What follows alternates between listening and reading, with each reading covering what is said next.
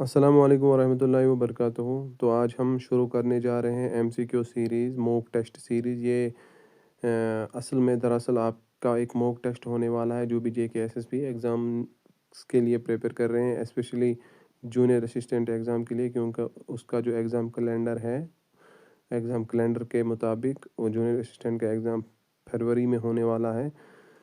तो अभी कुछ दिन ही बाकी हैं और कोई पूरा कवर सिलेबस नहीं कर सकता। तो मैं आप सबसे गुजारिश करता हूँ कि आप हमें अपना प्यार दीजिए। हम हर सेट में 80 क्वेश्चंस बेस्ड इस सिलेबस के अकॉर्डिंग और जनरल नॉलेज जो कि जिसमें जम्मू कश्मीर की भी होगी और इंग्लिश के क्वेश्चंस होंगे। ये दो सेक्शन कवर हो जाएंगे, फिर हम मूव करेंगे रीजनिंग। और रीजनिंग तो आप कहीं और से भी पढ़ सकते हो क्योंकि उसे ज़्यादा एक्सप्लेन करना पड़ता है, समझाना पड़ता है। लेकिन जो ये वाले एमसीक्यूज़ हैं इंग्लिश और जनरल नॉलेज के, ये आपको देखते ही समझ आ जाते हैं, तो इसमें कोई एक्सप्लेनेशन की ज़रूरत नहीं है। और फिर कंप्यूटर की तरफ हम मूव करेंगे, लेकिन पहले इन दो सेक्शन को कवर कर लेते हैं। और आप ये मत समझिए कि एमसीक्यू बिना पढ़े ही हम जाएंगे। एमसीक्यू ज़रूरी है, मॉक टेस्ट ज़रूरी है, क्योंकि वहाँ पे जिन जो फ्रेशर हैं, जिनका फर्स्ट टाइम है, उनको सवाल समझने में भी मुश्किल हो जाएगी, क्योंकि हर कोई सोच ही सकता है, समझ ही सकता है कि कैसा हो सकता है। तो हम शुरू करते हैं पहले क्वेश्चन से। She succeeded dash dash her determination. तो आपने राइट आंसर अपने माइंड में सोच लेना है। अगर आप पढ़ रहे हो, प्रिपरेशन कर रहे हो, तो जब तक मैं सवाल पढ़ूं तब तक आपने उसका जवाब सोच लेना है, उसका करेक्ट आंसर सोच लेना है। ये आपका मॉक टेस्ट होगा। तो इसका जो करेक्ट आंसर है वो है due to. She succeeded due to her determination. अब हम आइडेंटिफाई आपको क्लॉज करना है। I remember what he promised. Noun clause, adjective clause, adverb clause, principal clause. इसका जो राइट आंसर है वो नाउन क्लॉज है। तो अब हम क्वेश्चन नंबर 9 की तरफ मूव करते हैं। Choose the correctly punctuated sentence. आपने ये बताना है कि कौन सा सेंटेंस करेक्टली पंचुएटेड है, जिसमें पंचुएशन अच्छी तरीके से लगाई गई हो। तो आप इन चारों ऑप्शन को देख लीजिए और ख़ुद डिसाइड कर लीजिए। तो आप सबको पता ही होगा, ये बहुत इजी है। और जिसे ये भी समझ नहीं आ रहा, मतलब देखो, therefore comma he refused the offer, ये फिर फुल स्टॉप लगाया गया है। एक जगह लिखा गया है देयर फोर सेमी कॉलन, ये भी गलत है। एक जगह लिखा गया है देयर फोर ही कॉमा, ही के बाद देयर फोर पहले, फिर ही, फिर कॉमा, ये भी गलत है। और देयर फोर के बाद कॉमा ही नहीं है, ये भी गलत है। तो इतनी एक्सप्लेनेशन काफ़ी होगी। Synonym of meticulous, synonym of meticulous होता है थोरो। तो अब अगले क्वेश्चन की तरफ चलते हैं। एंटीनिम ऑफ हॉस्टाइल, आप सोच लीजिए, आपके पास 5 सेकंड है। 1, 2, 3, 4, 5। तो राइट आंसर है फ्रेंडली। क्योंकि 80 क्वेश्चंस हैं, तो 80 क्वेश्चंस करने में बहुत ज़्यादा टाइम लगता है, इसलिए उसका आंसर सोच लीजिए। आइडियम, अब आइडियम एक आया है, एट द 11th फ्लोर। इसका मतलब क्या होता है? Early, on time, at the last moment, suddenly. तो इसका आंसर है एट द लास्ट मोमेंट। अब दूसरा क्वेश्चन की तरफ, यहाँ आपको प्रिपरेशन से इस क्वेश्चन को कंप्लीट करना है। He is proud dash dash his achievements. आपने सोच लिया होगा। ऑप्शंस हैं फॉर, ऑफ, ऑन, विद। तो करेक्ट आंसर है of. He is proud of his achievements. अब आपको इस सेंटेंस को पैसिव वॉइस में चेंज करना है। They have completed the project, project has completed, project has been completed, project was completed, project is complete. तो आपने तब तक सोच लिया होगा जब तक मैंने चारों ऑप्शंस पढ़े। तो राइट आंसर है प्रोजेक्ट हैज़ बीन कंप्लीटेड। अब दूसरा क्वेश्चन है, होमोफोन से इस क्वेश्चन को फिल करना है, पूरा करना है। The dash dash blue strongly last night. The wind, the window, the wine, the wing. The wind, ठीक है, ये तो आपको पढ़ते ही समझ आ गया होगा। अब दूसरा है, scarcely had he entered dash dash the light is went out. आपने सोच लिया होगा इसका राइट आंसर। जिनका इंग्लिश स्ट्रॉन्ग है तो उन्हें ज़्यादा मुश्किलात पेश नहीं आएंगी ये मॉक टेस्ट देने में। तो वैन है, when the light is went out.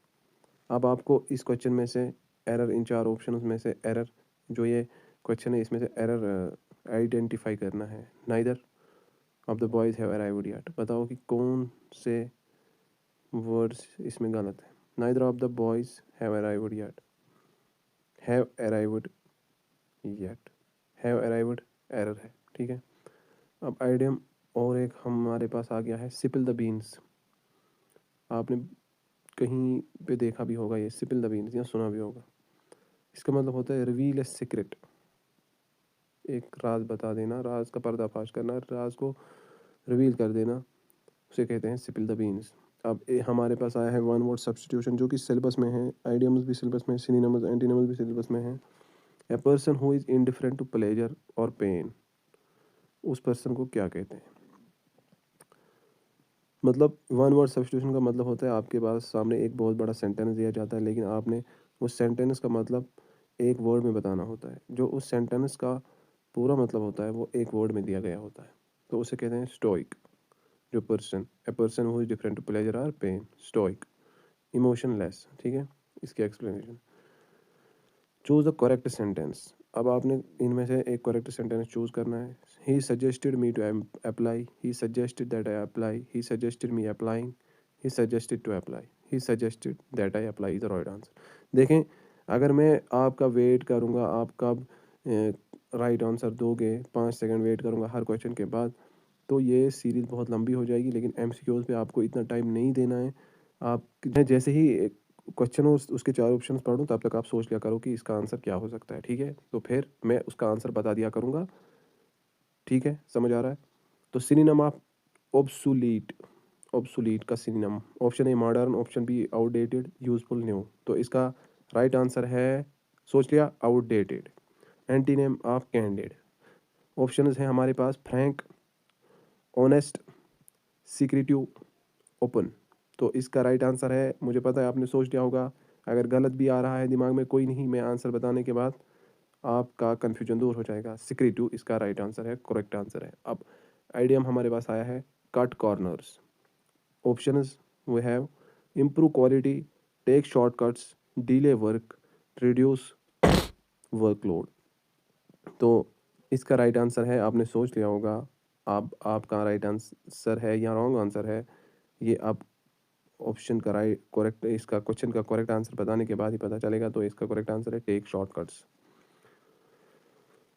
Error detection, इसमें से एरर आपने निकालना है। He prefers than coffee than tea, coffee than T.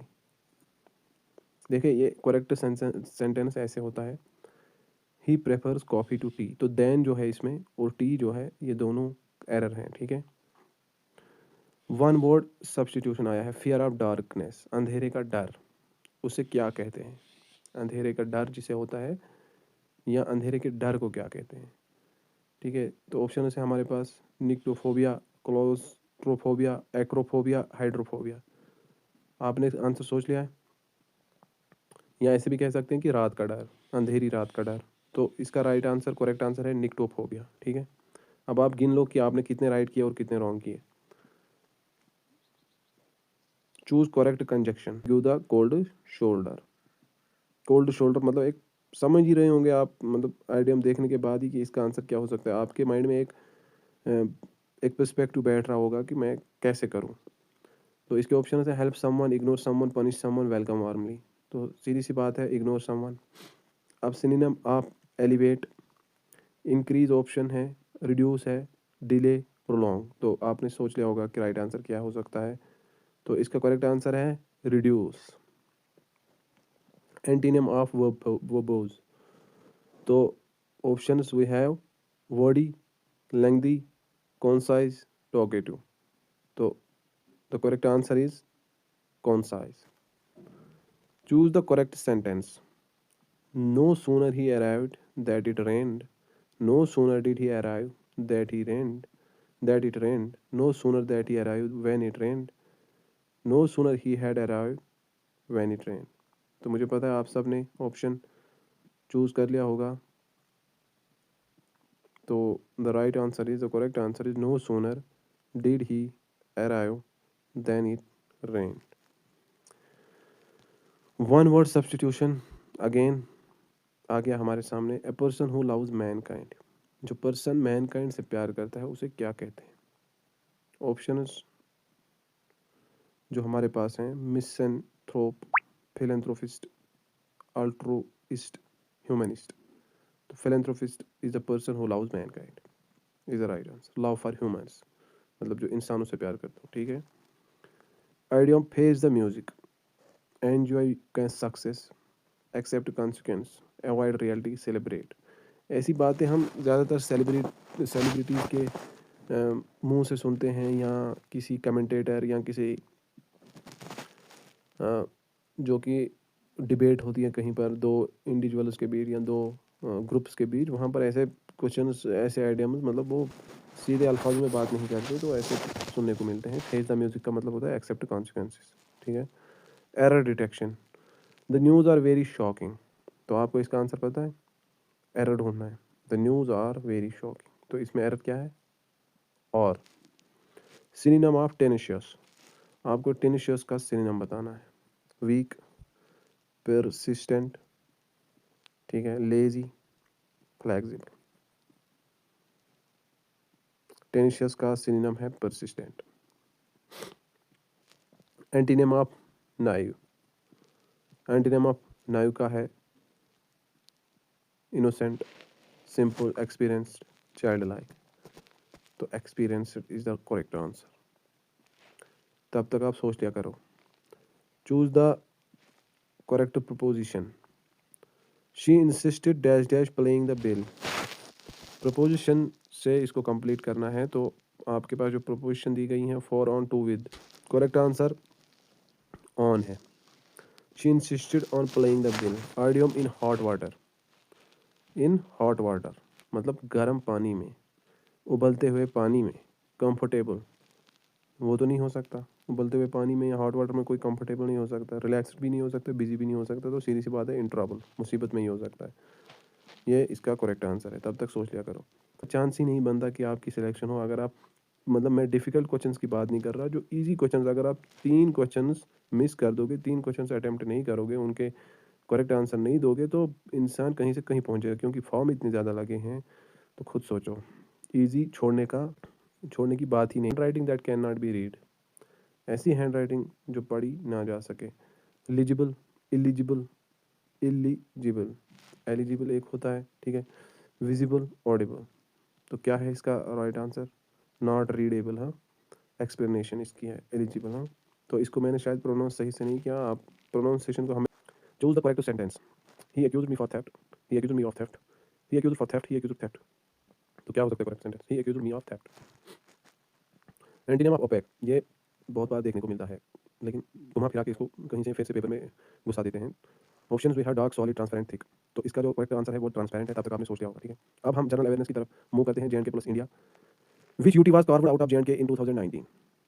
बताओ, रीऑर्गेनाइजेशन एक्ट जब आया था, कुछ समझ आया। चंडीगढ़, लद्दाख, पुडुचेरी, लक्षद्वीप। जे से किसको निकाल के यूटी बनाया गया।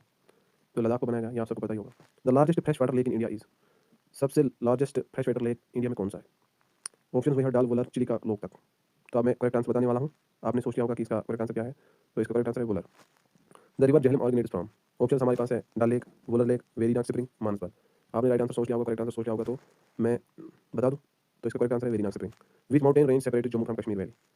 ऑप्शन हमारे पास है शिवालिक, जो सबसे छोटी माउंटेन रेंज है, जो हाल ही में बनी है, जिसकी उम्र बहुत कम है, और जिसका लैंडस्लाइड भी बहुत ज़्यादा होता है, क्योंकि जो मलबा दूसरी जगहों से आता है, पहाड़ों से आता है, उसी से बन के ये तैयार हुई है। पीर पंजाल, कैरोक्रम, जंस्कार। तो आपने ऑप्शन सोच लिया होगा तब तक। तो इसका करेक्ट आंसर है Pir Panjal. The famous saffron belt of J is located, Shopian, Pampore, Kupwara, Kulgam. तो आपने करेक्ट आंसर सोच लिया होगा, तो मैं करेक्ट आंसर बता दूं इसका, Pampore. Dachigam national park is famous for snow leopard, hangul, yak, musk. आपने आंसर सोच लिया होगा, तो मैं इसका करेक्ट आंसर बता देता हूँ, हांगुल। हांगुल एक बात याद रखना कि जम्मू एंड कश्मीर का स्टेट एनिमल भी है, ठीक है। Which river is known as the lifeline of Kashmir valley. Options we have Chenab, Ravi, Indus, Jhelum. आपने आंसर सोच लिया होगा माइंड में, अब इसका मैं राइट आंसर बता देता हूँ। राइट आंसर है Jhelum. The climate of Kashmir is best described as. आपने ऑप्शन सोच लिए होंगे कौन सा राइट आंसर है, तो मैं इसका करेक्ट आंसर बता देता हूँ, मेडिटेरेनियन टाइप, ठीक है। The first Muslim ruler of Kashmir was Sikandar, Shahmir, Zainul Abidin, Yusuf Shah Chak. आपने आंसर सोच लिया होगा, तो मैं इसका करेक्ट आंसर बता देता हूँ। करेक्ट आंसर है Shahmir, Shahmir dynasty. The treaty of Amritsar 1846 resulted in British rule in Kashmir, Sikh control over Kashmir, sale of Kashmir to Gulab Singh, annexation by Dogras. Treaty of Amritsar का नतीजा क्या निकला था 1846 में? Sale of Kashmir to Gulab Singh is the correct answer. The census of India is conducted every 5 years, 7 years, 10 years, 12 years। तो जो correct answer है वो मैं बता देता हूँ, आपने आंसर सोच लिया होगा, फिर देखते हैं क्या राइट आंसर होगा। 10 years, ठीक है। Which amendment reduced the voting age to 18? किस अमेंडमेंट के तहत वोटिंग एज को 18 तक किया गया था? पहले क्या थी, 21 है ना। 61st अमेंडमेंट के तहत, ठीक है। Which river forms the largest delta in the world? Nile, Amazon, Ganga, Brahmaputra, Yangtze. आपका आंसर आपने माइंड में बिठा लिया होगा, तो मैं करेक्ट आंसर बता देता हूँ, Ganga Brahmaputra. The Indus water treaty was signed इन 1956, 1960, 1965, 1972। आपने आंसर सोच लिया होगा, तो मैं राइट आंसर बता देता हूँ, और ये ट्रीटी इंडिया और पाकिस्तान के दरमियान हुई थी 1960 में। Which Indian river is called the सारो ऑफ बंगाल? गंगा, दामोदर, होगली, तीस्ता। आपने आंसर सोच लिया होगा, तो मैं करेक्ट आंसर बता देता हूँ। सारो ऑफ बंगाल किस रिवर को कहते हैं? दामोदर को। और सारो ऑफ आसाम किस रिवर को कहते हैं? बता दूँ? ये आप सोच लेना, कहीं से निकाल लेना, शायद दूसरे सेट में ये क्वेश्चन आपको देखने को मिले। Which body release the human development index? World bank, IMF, UNDP, WHO। आपने करेक्ट आंसर सोच लिया होगा, तो मैं करेक्ट आंसर बता देता हूँ। इसका करेक्ट आंसर है UNDP। The coldest inhabited place in India is? सबसे सर्द जगह हिंदुस्तान में कौन सी है, और दुनिया की दूसरे नंबर की सबसे सर्द जगह, जहाँ पे सबसे ज़्यादा सर्दी होती है? लेह, कारगिल, द्रास, स्पीति। तो आपने क्वेश्चन सोच लिया होगा, और मैं इसका राइट आंसर बताता हूँ। तो राइट आंसर है द्रास। ये क्वेश्चन जो पिछली बार जूनियर असिस्टेंट का एग्जाम हुआ था 2024 में, उसमें भी आया था। Which soil is best suited for cotton cultivation? Red, alluvial, black, laterite. आपने आंसर सोच लिया, तो मेरा करेक्ट आंसर बता दूं। The correct answer is black. The main occupation of people in Ladakh is agriculture, industry, pastoralism, fishing. तो आपने answer सोच लिया, मैं करेक्ट आंसर बता दूं। The correct answer is pastoralism. The lieutenant governor of J&K is appointed by prime minister, parliament, president of India, supreme court. आपने answer सोच लिया, तो मेरा करेक्ट आंसर बता दूं। The correct answer is president of India. The largest wild life sanctuary in J&K is Dachigam, Hirpura, Overa Aru, Changthang. आपने answer सोच लिया, तो मैं करेक्ट आंसर बता देता हूँ। इसका करेक्ट आंसर है Changthang. Pangong lake is shared between India and Nepal, Pakistan, China, Bhutan. तो इसका करेक्ट आंसर है चाइना, और चाइना की तरफ ज़्यादा है और इंडिया की तरफ कम है, ठीक है। पैंगोंग लेक ये दो मुल्कों में है, दो ममालिक में है, चाइना में ज़्यादा है और इंडिया में कम है। Trans boundary lake. The Salal hydro electric project is on river? किस रिवर पर है ये? रावी, झेलम, चिनाब, इंडस। तो आपने आंसर सोच लिया होगा, तो मैं करेक्ट आंसर बता देता हूँ। तो करेक्ट आंसर है Chenab. Which article deals with reorganisation of states? Article 1, article 2, article 3, article 4। तो आपने आंसर सोच लिया होगा, तो मैं करेक्ट आंसर बता देता हूँ, तब तक 5 सेकंड भी हो जाते हैं। Article 3। The father of Indian constitution is Jawaharlal Nehru, Mahatma Gandhi, BR Ambedkar, Rajendra Prasad. The correct answer is BR Ambedkar. देखो, हम आउट ऑफ सिलेबस नहीं जा रहे हैं, क्योंकि जो सिलेबस में दिया गया है वही पढ़ना है। उससे बाहर जाओगे तो आप डीप चले जाओगे और आप UPSC लेवल का पढ़ना शुरू कर दोगे, और आपके पास टाइम भी और फिर आप कवर भी नहीं कर पाओगे। इस सिलेबस इसीलिए इतना दिया गया है कि आप कम समय में, कम वक्त में इसे कवर कर सको, और जितना हो सकता है उतना करो। तो ये जो जितने भी क्वेश्चन हैं ये सिलेबस बेस्ड हैं, और जनरल नॉलेज और इंग्लिश में से थे। तो इंग्लिश का पोर्शन हमने कंप्लीट किया, अब जनरल नॉलेज का है। अब थोड़े ही क्वेश्चन बचे हैं, 15 क्वेश्चन बचे हैं। 80 पेपर का ये सेट है। जब आप ये पेपर इसमें से देख लेना, लास्ट में आपका रिजल्ट क्या आता है, आपने कितने सही ठीक किए, और इसके बाद हम दूसरा सेट निकालेंगे। फिर दूसरा सेट में आपके इस यूट्यूब पे अपलोड कर दूंगा, आप वो भी देख लेना, फिर उसमें से कितने आएंगे। ये डिफरेंट है, और सब हर सेट में आपको डिफरेंट क्वेश्चन मिलेंगे, लेकिन सेम सिलेबस के मुताबिक। Which gas is mainly responsible for global warming? Oxygen, nitrogen, carbon dioxide, hydrogen. Answer आपने सोच लिया होगा, तो राइट आंसर है carbon dioxide. The head quarters of RBI is located at, कहाँ पर है? दिल्ली, कोलकाता, मुंबई, चेन्नई। तो करेक्ट आंसर है Mumbai. Who appointed the chief election commissioner? Prime minister, parliament, president of India, supreme court. तो मेरे पास जो करेक्ट आंसर है, आपने आंसर सोच लिया होगा, president of India. President of India he lieutenant governor को भी अपॉइंट करता है और चीफ इलेक्शन कमिश्नर को भी, ठीक है। The green revolution in India was mainly related to milk, wheat and rice, pulses, oil seeds. तो आपने आंसर सोच लिया होगा, तो राइट आंसर जो है वो है wheat and rice. The United Nations was founded in, United Nations कब बनी? 1945, 1950, 1955, 1942। तो राइट आंसर जो है, आपने भी अपना एक आंसर सोच लिया होगा, करेक्ट हो या रॉन्ग हो वो पता चलेगा ऑप्शन बताने के बाद। करेक्ट हो तो करेक्ट आंसर है 1945।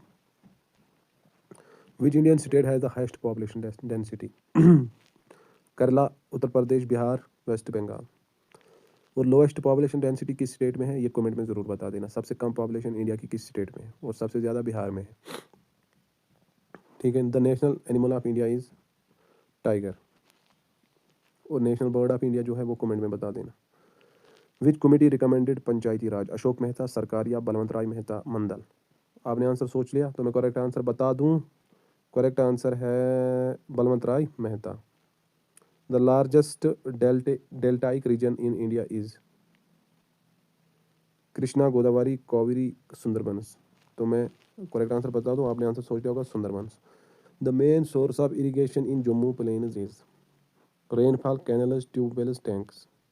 आपने आंसर सोच लिया होगा, तो मैं करेक्ट आंसर बता दूं, canals. Which Indian satellite was the first? Insat, Aryabhata, Rohini, Bhaskara. 1975 में। तो करेक्ट आंसर है Aryabhata. The biosphere reserve in Ladakh is known as Dachigam, Nanda Devi, cold desert, Nilgiri.